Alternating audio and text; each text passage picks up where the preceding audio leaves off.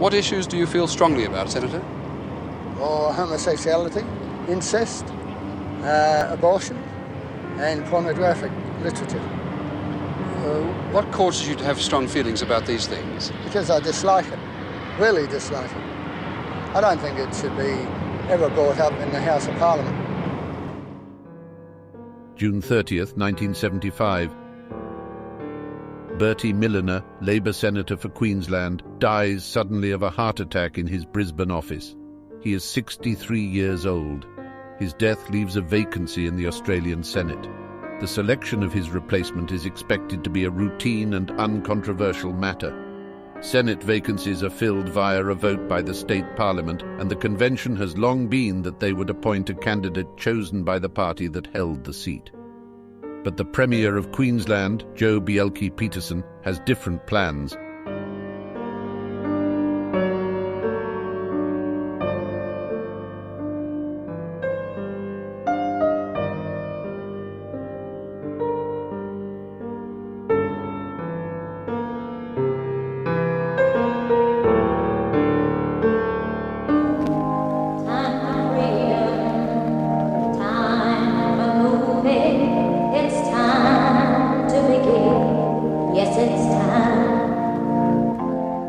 The early 70s were a tumultuous time in the Australian political scene.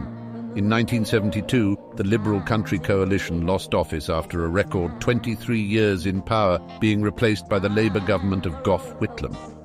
An unashamed reformist with big plans for the country, Whitlam's lofty ambitions were frequently obstructed by the Senate, in which Labor did not hold a majority, and by the coalition's fierce opposition to their policies. The Whitlam government had already been forced to an early election in 1974 by the Senate's threats not to pass supply bills, legislation necessary for the funding of government expenditure. Despite their narrow victory in that election, the situation in the upper house remained precarious. The deteriorating economy and a series of scandals through 1974 and 1975 saw an erosion in public support for the government, and the opposition now saw an easy path back into office. If only Whitlam could be made to call another early poll. In early 1975, Lionel Murphy, Attorney General and Labour Senator for New South Wales, resigned to take up a position on the High Court. Tom Lewis, the Liberal Premier of New South Wales, defied over 70 years of convention by appointing the independent Mayor of Albury Council, Cleaver Bunton, instead of the Labour Party's choice for the role. Despite the controversy over the decision, the events would then be repeated half a year later in Queensland. The Country Party had been in power for nearly 2 decades in Queensland, where they were the senior party in their coalition arrangement with the Liberals, and were now led by former peanut farmer Joh Bjelke-Petersen. Deeply conservative, Bjelke-Petersen openly loathed Prime Minister Gough Whitlam and the policies that the latter's government was trying to implement. Bjelke-Petersen had led the Country Liberal coalition to a commanding landslide in the previous year's state election, and as such they now held all but 13 of the seats in Queensland's 82-member Legislative Assembly. After Bertie Milliner's death, the Queensland Labour Party submitted the name of their chosen replacement to Premier Bjelke-Petersen, as normally happens when a Senate vacancy must be filled. Bjelke-Petersen instead demanded that Labour submit 3 names, of whom he would choose one. Labour refused, insisting that their chosen candidate, the former teacher and police officer Mal Colston, be nominated to the position. As this saga played out in the media, a man by the name of Albert Patrick Field contacted the Queensland Premier offering himself as a candidate. Well, this is the man that Premier Joh Bjelke-Petersen thinks should represent Queensland in the Senate, Albert Patrick Field.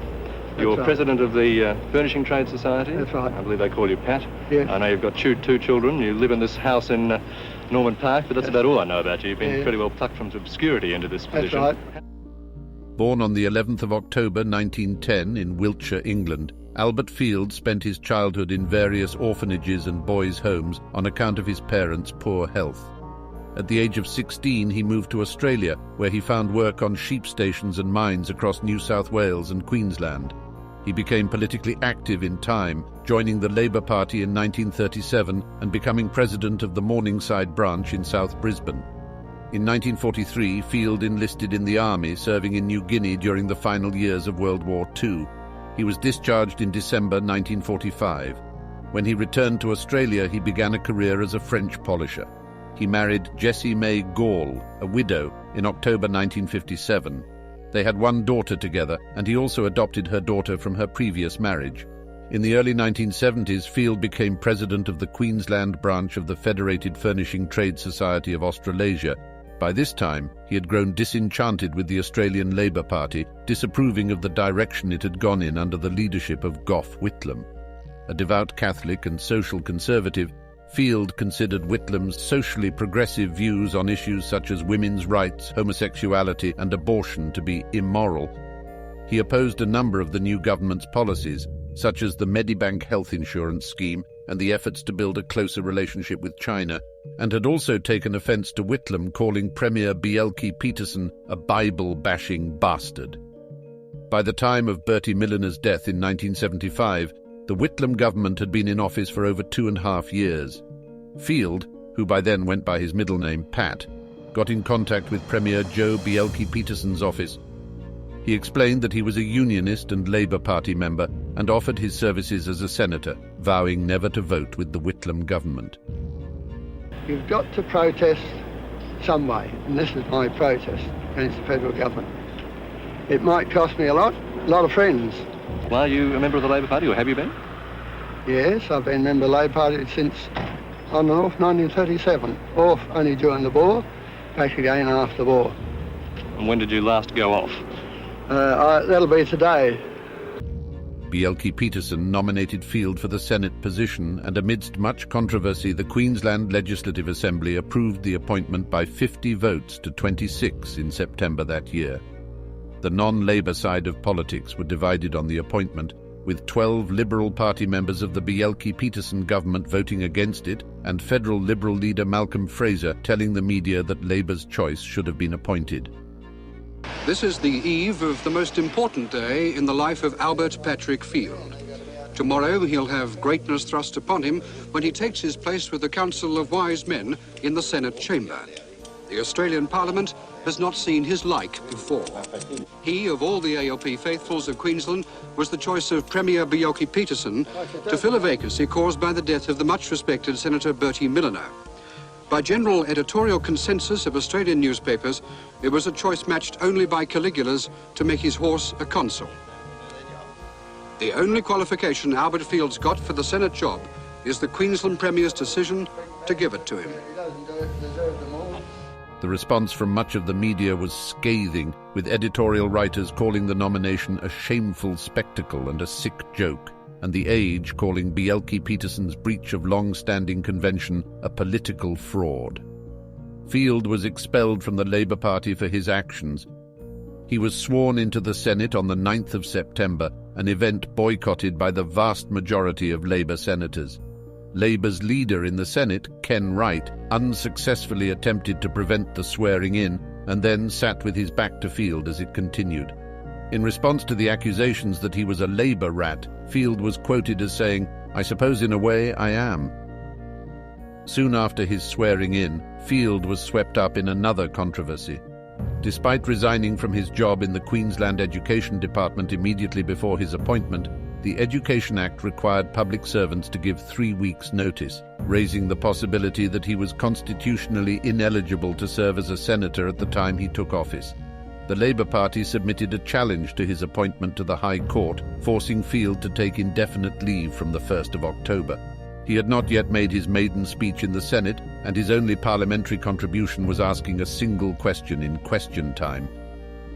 But even though he was unable to perform his duties as a senator, Field's appointment had a profound effect on the fortunes of the Whitlam government. Despite his public disapproval, opposition leader Malcolm Fraser would have no qualms about taking advantage of the situation. Labour's loss of another Senate seat meant that the Fraser-led opposition now held a majority in the Senate and would be able to once again block the government's supply bills. When he had taken on the Liberal leadership the previous year, Fraser had promised that they would only consider blocking supply if the government had acted in a manner that they considered reprehensible. Since then, The government had been swept up in a scandal dubbed the Loans Affair, wherein several senior government ministers had attempted to borrow funds from a Pakistani businessman named Tirath Kemlani and then misled the parliament about the matter. Fraser used this scandal as justification for blocking the government's budget as the now opposition-controlled Senate moved to defer the supply bills until Whitlam agreed to call another early election. Field himself had little involvement in the constitutional crisis that followed. On the 11th of November, Sir John Kerr, the Governor-General of Australia, controversially dismissed Gough Whitlam from the Prime Ministership and appointed Malcolm Fraser in his stead on the condition that the supply bills were passed and a double dissolution election was called immediately afterwards. The result of the December election was a landslide victory for Fraser and the Liberal Country Coalition. Field ran in that election as an independent candidate, but only received 0.3% of the vote, putting an end to his brief time as a politician. The following year he formed his own party, but it folded 3 years later.